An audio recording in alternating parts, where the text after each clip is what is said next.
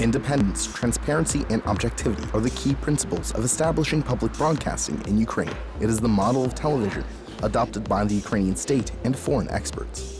Internationally, the standards for public broadcasting are very clear, they're very set. What makes a good public broadcaster is first and foremost that it is independent from government influence, from government control, from government interference. According to experts of the Council of Europe, public broadcasting should be interesting and accessible for everyone. First of all, it should reflect the interests and views that exist in civil society. It is proven, for instance, that very independent, good functioning public broadcasting makes people aware of need of democracy. And of course, the participation, for instance, on elections in countries with developed public broadcasting is much higher. According to the chairman of the Public Broadcasting Board of Ukraine, Zurab Alasanya, the main thing for us is trust, because society's expectations relative to the quality of TV content are very high. People should see our vision of the news. They should see what information we provide and how we do that. We want to show that it is an independent broadcasting service and it belongs to nobody. We will not even compete in ratings. It might seem strange, but I would like to say that it is not necessary that people watch our TV channel every day. But in a moment when something important happens in the lives of people, they have to trust us. The public broadcasting service will be established on the base of state television radio company, UA First National Channel, Ukrainian radio, and regional radio companies. In total, the state plans to restructure 32 organizations and cut down personnel almost 20, so 7,000 people will be laid off and left unemployed. In Europe, a process similar to Ukrainian one, because not only that you have to merge and that you want to merge state radio, which was separate, and state television, but you are merging also around 25 regional stations, which have been a totally different structure. In the opinion of European experts, even the term public broadcasting implies a dilemma. If state television has to highlight the state's position, then a public broadcasting service has to meet the interests of citizens. Different views on one and the same problem is the key element in the functioning European public broadcasting. Viewers don't want to watch state television. It's boring, you know, they just feel they're being told what to think.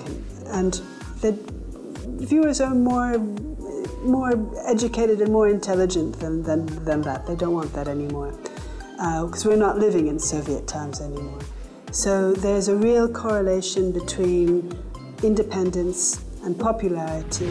In accordance with the law, in the coming 4 years, public broadcasting will be financed from the state budget. In the future, the organizers of public broadcasting are going to receive financial resources from the sale of its own TV and radio production, copyright, and allied right fees and connection fees. Besides that, they plan to get money from state and local budgets. As Zurab Alasanya explained, there are plans to create 3 contents for public political broadcasting, educational broadcasting, and entertainment broadcasting. News will be broadcast on the site and via mobile phone applications. The Director General of the Public Broadcasting Company of Ukraine emphasizes once again that the main thing is to meet the expectations of Ukrainian citizens, as there are many unsatisfied viewers.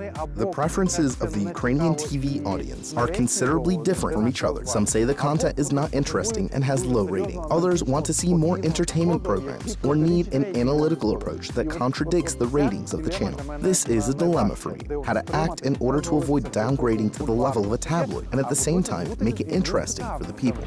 The National Public Television and Radio Broadcasting Council of Ukraine is made up of 17 members. 9 are representatives of non-governmental organizations and unions, and 8 are candidates from parliamentary factions and groups. Besides, the law on public broadcasting envisions transparency of the functioning of public broadcasting services. Well, I think one should say you have quite modern European-wise legislation, which secures that this governing body is actually controlled by the non-governmental part of the society, because the majority of members are coming from non-governmental civil society organizations. The issue on the establishment of public broadcasting has long been considered in Ukraine.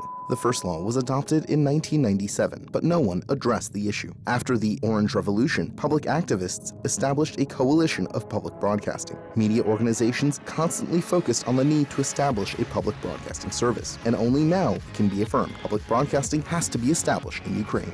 If someone says that we should organize our activity as the BBC does, I would say that we live in Ukraine and not in England. This means that Ukraine has to have its own Ukrainian television, radio, and public broadcasting service. As a rule, in England they consider it an honor when a politician is associated with a public broadcasting company. But in Ukraine, this would be considered venality. We shouldn't do that. A Ukrainian public broadcasting service has to be a true one. So, the establishment of a public broadcasting service is one of the most important and most expected reforms in the mass media sphere, because society has long been ready to watch television of a new format in a new era. People have to trust television, which must have highly professional standards.